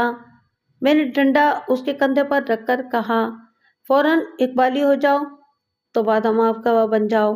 جانتے ہو وعدہ معاف گواہ کیا ہوتا ہے؟ وہ جانتا تھا۔ میں نے کہا، ہمارے پاس پورا ثبوت آ گیا ہے اور یہ موقع پھر ہاتھ نہیں آئے گا۔ اپنے ہاتھ سے پھانسی کا پھندا اپنے گلے میں نہ ڈالو، فوراً بولو، کتنا انعام ملا تھا؟ وہ کچھ دیر چپ رہا، ہم بھی چپ رہے۔ اس نے سر اٹھایا، اور آہستہ سے بولا، حکم بجا لاؤں گا سرکار، میرے چھوٹے چھوٹے بچے ہیں، میں انہیں یتیم نہیں ہونے دوں گا۔ میں نے کہا، ان کی قسمت تمہارے ہاتھ میں ہے۔ میں کاغذ اور قلم لے کر بیٹھ گیا اور اسے کہا، بولو، میں نے اتنا انعام لے کر کی واردات کرائی ہے، میں نے 250 روپیہ لے کر کی واردات کرائی ہے۔ اس نے بچے جمورے کی طرح کہا، شاباش۔ میں نے کہا، اب تمہارے بچے یتیم نہیں ہوں گے۔ اور اس نے ایک پالی بیان لکھوا دیا جو مختصراً یوں تھا کہ ایک آدمی اس کے پاس آیا تھا اور یہ کہہ کر اسے سلیمان کے پاس لے گیا تھا کہ ایک کام ہے اور اجرت بہت ملے گی۔ چوکیدار سلیمان سے ملا اور اس کی عمارت سے بہت مرعوب ہوا۔ سلیمان خوبصورت اور شگفتہ جوان تھا۔ اس نے چوکیدار کو اپنا گرویدہ بنا لیا، اسے نہایت اعلیٰ کھانا کھلایا، 10 روپے بھی دیے جو آج کے 100 روپے کے برابر تھے۔ اسے کام یہ بتایا کہ فرانسس کے بنگلے میں واردات کرنی ہے اور چوکیدار رکاوٹ بننے کی بجائے راستہ صاف کرے۔ اسے یہ نہیں بتایا گیا کہ واردات قتل کی ہوگی۔ سلیمان نے اسے 250 روپیہ پیش کیا۔ چوکیدار نے اتنی رقم کبھی نہیں دیکھی تھی۔ رقم کے علاوہ اسے ایسا گھیرا گیا کہ وہ رضامند ہو گیا۔ اس کی ڈیوٹی یہ تھی کہ فرانسس دورے پر جائے گا تو رات کو رابرٹ فرانسس کے گھر آئے گا۔ اس کی اطلاع ایک آدمی کو دینی ہوگی جو بنگلوں سے دور ایک جگہ کھڑا ہوگا اور پھر 2-3 آدمی بنگلے کے اندر جائیں گے۔ سلیمان کا ٹانگا آئے گا، یہ آدمی ٹانگے میں سوار ہو کے چلے جائیں گے۔ چوکیدار کو بتا دیا جائے گا کہ فرانسس کب دورے پر جائے گا۔ یہ پروگرام جس طرح سوچا گیا تھا اسی طرح اس پر عمل ہو گیا۔ چوکیدار کو ایک آدمی نے بتایا کہ کل صبح فرانسس دورے پر جا رہا ہے، لہٰذا چوکیدار اگلی رات ہوشیار رہے۔ چوکیدار نے مزید پیش بندی اپنے طور پر یہ کی کہ گورکھے کو اگلی رات چھٹی کرا دی۔ اگلی ہی رات رابرٹ کا فرانسس کے گھر آنا ضروری نہیں تھا، لیکن چوکیدار نے اسے طے سمجھا تھا کہ وہ ضرور آئے گا۔ موت رابرٹ کو اسی رات لے آئی۔ چوکیدار نے آدھی رات سے پہلے ایک آدمی کو فرانسس کے گھر میں داخل ہوتے دیکھا۔ اس وقت اسے خیال آیا کہ وہ رابرٹ صاحب کو تو پہچانتا ہی نہیں۔ اس نے یہ دیکھ لیا تھا کہ یہ فرانسس نہیں۔ چوکیدار اس جگہ گیا جہاں اسے بتایا گیا تھا کہ ایک آدمی کھڑا ہوگا۔ وہاں ایک آدمی کھڑا تھا۔ چوکیدار نے اسے بتایا کہ ایک آدمی فرانسس کے بنگلے میں چلا گیا ہے۔ اس آدمی نے چوکیدار سے کہا کہ وہ بنگلے کے قریب چلا جائے اور ہدایت کے مطابق ادھر ادھر کا خیال رکھے۔ 3 آدمی آئے اور پھاٹک سے اندر چلے گئے۔ تھوڑی دیر بعد بنگلے کے پیچھے ایک ٹانگا آیا۔ چوکیدار ادھر گیا۔ بنگلے سے 3 آدمی نکلے۔ انہوں نے دیوار پھلانگی اور ٹانگے میں بیٹھ گئے۔ ٹانگے میں سلیمان بھی تھا۔ اس نے 250 روپیہ چوکیدار کو دیا۔ اتنے میں ساتھ والے بنگلے کا کتا بھونکا، ٹانگا چلا گیا۔ اس بنگلے کا صاحب باہر آیا، چوکیدار کو آواز دی اور پوچھا کہ ٹانگے میں کون تھا۔ چوکیدار نے جھوٹ بول دیا۔ چوکیدار کو دوسرے دن یہ پتہ چلا کہ فرانسس کی بیوی اور رابرٹ قتل ہو گئے ہیں۔ چوکیدار بہت ڈر گیا، لیکن سلیمان نے اسے دوسرے دن بلا کر کھلایا پلایا بھی اور حوصلہ افزائی بھی کی۔ چوکیدار ان تینوں میں سے جو اندر گئے تھے صرف ایک کو پہچانتا تھا اور یہ پٹھان تھا۔ اس نے اس کی نشاندہی کر دی۔ اسے گرفتار کر لیا گیا۔ اسے بھی وعدہ معاف گواہ بنانے کا لالچ دیا گیا۔ اسے یہ بھی کہا گیا کہ اس کے ساتھی پکڑے گئے ہیں اور ان میں سے کسی ایک کو وعدہ معاف گواہ بنانا ہے۔ جو کوئی صحیح اور زیادہ باتیں بتائے گا اسے وعدہ معاف گواہ بنا لیا جائے گا۔ یہ شخص بھی اقبالی ہو گیا اور اس نے دوسرے 2 ساتھیوں کی نشاندہی کر دی۔ انہیں رات کے وقت گھروں سے گرفتار کیا گیا۔ ان میں سے ایک دلی کا بدماش تھا اور تیسرا بڑے اچھے اور امیر گھرانے کا نوجوان تھا جو سلیمان کا گہرا دوست تھا۔ اس سے اگلے روز الگ صبح سلیمان کے گھر چھاپا مار کر اسے گرفتار کیا گیا۔ اس کا ٹانگا اور گھوڑا بھی قبضے میں لے لیا گیا۔ سلیمان کے سوا سب نے اقبال جرم کر لیا۔ ان میں سے ہر ایک وعدہ معاف گواہ بننا چاہتا تھا اور میں اس کے حق میں تھا کہ کسی ایک کو اپنا گواہ بنا لیا جائے، کیونکہ خطرہ تھا کہ تینوں عدالت میں جا کر اپنے اقبالی بیانات سے منحرف ہو جائیں گے۔ لیکن ڈوبگن نے مجسٹریٹ سے سب کے بیان قلم بند کرائے، وعدہ معاف گواہ کسی کو نہ بنایا۔ سلیمان صرف امیر زادہ نہیں، شہزادہ تھا۔ اسے بیان دینے کے لیے کہا گیا، لیکن اس نے ہمیں انگریزی زبان میں دھتکار دیا۔ میں نے اسے کہا کہ تمہارے کرائے کے قاتل اقبال جرم کر چکے ہیں۔ اس نے کہا کہ سب بکواس کرتے ہیں۔ میں نے اس سے پھر کچھ بھی نہ پوچھا۔ اس کے امیر دوست نے بتایا کہ سلیمان مقتولہ کو چاہتا تھا اور ان کی محبت پاک تھی۔ سلیمان نے اسے بتایا تھا کہ وہ لڑکی کو نکال لائے گا اور اسے مسلمان کرے گا۔ لڑکی اسے عیسائی ہونے کو کہتی تھی۔ محبت اتنی گہری تھی کہ وہ ایک دوسرے سے دور بھی نہیں ہو سکتے تھے۔ آخر لڑکی کی شادی فرانسس سے ہو گئی۔ وہ سلیمان سے ملی، بہت روئی اور بتایا کہ اس نے باپ اور بہنوں کی خاطر مجبور ہو کر شادی کی ہے۔ سلیمان اسے کہتا تھا کہ اس نے اس لیے سلیمان کو ٹھکرایا ہے کہ اس نے اپنا مذہب تبدیل کرنے سے انکار کر دیا تھا۔ لڑکی نے اسے یقین دلا دیا کہ یہ بات غلط ہے۔ لڑکی اسے ملتی رہی۔ سلیمان نے اسے کہا کہ وہ فرانسس کو مروا دے گا اور لڑکی اس کے پاس آ جائے۔ لڑکی نے کہا کہ فرانسس کی موت سے وہ بہت خوش ہوگی، لیکن سلیمان پکڑا جائے گا جو وہ برداشت نہیں کر سکے گی۔ سلیمان نے قسم کھائی کہ وہ کسی دوسری لڑکی کے ساتھ شادی نہیں کرے گا۔ 1 سال بعد مقتولہ کا رویہ بدلنے لگا۔ سلیمان سے کم ملتی تھی۔ ایک روز سلیمان نے بتایا کہ لڑکی رابرٹ نام کے ایک آدمی سے ملتی ملاتی ہے۔ سلیمان کے اس دوست کو تفصیلات معلوم نہیں تھیں۔ سلیمان کبھی اداس ہو جاتا، کبھی بلا وجہ غصے میں آ جاتا۔ ایک روز قتل سے 8-10 روز پہلے اس نے اپنے اس دوست کو بتایا کہ اس کی محبت کا خون ہو رہا ہے، رابرٹ کو اور اس لڑکی کو بھی قتل کرنا ہے۔ اس نے زیادہ تفصیلی بات نہ کی، اتنا ہی کہا کہ فرانسس مہینے میں 3-4 روز کے لیے دورے پر دلی سے باہر چلا جاتا ہے اور رابرٹ یہ راتیں فرانسس کے گھر گزارتا ہے۔ یہ مقدمے کے فیصلے تک بھی معلوم نہیں ہو سکا کہ سلیمان کو یہ اطلاع کہاں سے ملی تھی، اور یہ بھی پتہ نہ چل سکا کہ اسے کس نے بتایا تھا کہ فرانسس فلاں روز دورے پر جا رہا ہے۔ اس نے قتل کا پروگرام بنا لیا۔ یہ تفصیل بڑی لمبی ہے کہ اس نے کرائے کے قاتلوں کو کس طرح تیار کیا اور پروگرام کس طرح طے کیا۔ مختصر یہ کہ سلیمان کے اس دوست نے سلیمان سے کہا کہ انہیں فرانسس کے گھر میں قتل کرنے کی کیا ضرورت ہے، انہیں الگ الگ کہیں اور قتل کیا جا سکتا ہے۔ سلیمان نے کہا کہ دونوں کو فرانسس کے گھر قتل کرنے سے کسی کو ان پر شک نہیں ہوگا، پولیس کو بھی یہی شک ہوگا کہ انہیں فرانسس نے قتل کرایا ہے۔ انہیں بالکل توقع نہیں تھی کہ رابرٹ فرانسس کی غیر حاضری کی پہلی رات ہی اس کے گھر جائے گا۔ ان کا ارادہ یہ تھا کہ اس رات نہ گیا تو دوسری تیسری رات ضرور جائے گا، لہٰذا انہیں ہر رات وہاں جانا اور چوکیدار کی اطلاع کا انتظار کرنا تھا۔ رابرٹ کی بدنصیبی کہ پہلی رات ہی وہ آ گیا۔ سلیمان کچھ عرصہ پہلے فرانسس کی غیر حاضری میں اس بنگلے میں آتا تھا۔ اس نے اپنے کرائے کے قاتلوں کو اچھی طرح سمجھا دیا کہ بیڈ روم کہاں ہے۔ ٹانگا سلیمان لایا تھا اور اپنے ساتھیوں کے ساتھ دور ٹانگے میں بیٹھا رہا۔ چوکیدار نے اطلاع دی تو سلیمان ٹانگے میں رہا اور اس کے 3 ساتھی پیدل بنگلے تک گئے۔ پھاٹک سے اندر گئے، کمروں کے دروازے بند تھے۔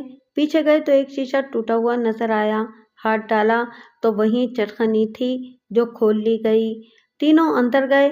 اگلا دروازہ کھلا ہوا تھا اور ادھر روشنی بھی تھی۔ دیکھا ٹیبل لیمپ جل رہا تھا۔ رابرٹ اور مقتولہ اندر ڈبل بیڈ پر سوئے ہوئے تھے۔ پٹھان نے چاقو سے مقتولہ کا پیٹ چیر ڈالا۔ دلی کے بدماش نے دوسری طرف ہو کر رابرٹ کے سینے میں چاقو مارے۔ سلیمان کے دوست کے پاس بھی چاقو تھا، اس نے دونوں پر وار کیے۔ رابرٹ اٹھا اور فرش پر گرا۔ فرانسس کی بیوی پلنگ سے اس طرح گری کہ سر فرش پر لگا اور ٹانگیں پلنگ پر رہیں۔ تینوں باہر آ گئے۔ سلیمان ٹانگا لے کر آ گیا تھا۔ چوکیدار اس کے پاس کھڑا تھا۔ سلیمان نے پوچھا، کام ہو گیا؟ اس کے دوست نے جواب دیا، ہو گیا۔ سلیمان نے پوچھا، دونوں کا؟ اسے جواب دیا گیا، دونوں کا، اور وہ چلے گئے۔ وہ مطمئن تھے کہ انہیں کوئی گرفتار نہیں کر سکے گا۔ سلیمان تو بہت ہی خوش تھا کہ اس نے اپنی بھیانک واردات پوری کامیابی سے کر لی ہے اور اب پولیس اندھوں کی طرح بھٹکتی پھرے گی، مگر اسے معلوم نہیں تھا کہ گناہ اپنے پردے خود اٹھا دیا کرتا ہے۔ ذرا سی غلطی پولیس کو روشنی دکھا دیتی ہے۔ سلیمان نے مجسٹریٹ کی عدالت میں بھی کہا کہ اس جرم کے ساتھ اس کا کوئی تعلق نہیں، اور سیشن کورٹ میں بھی یہی کہا، لیکن اس کے کرائے کے قاتلوں میں سے کوئی بھی اپنے اقبالی بیان سے منحرف نہ ہوا۔ ہم نے استغاثہ کی ہر کڑی نہایت خوبی سے ملائی تھی۔ تینوں قاتلوں اور سلیمان کو عمر قید دی گئی اور چوکیدار کو اعانت جرم میں 5 سال ہوئی۔ ہائی کورٹ سے اپیلیں بھی مسترد ہو گئیں۔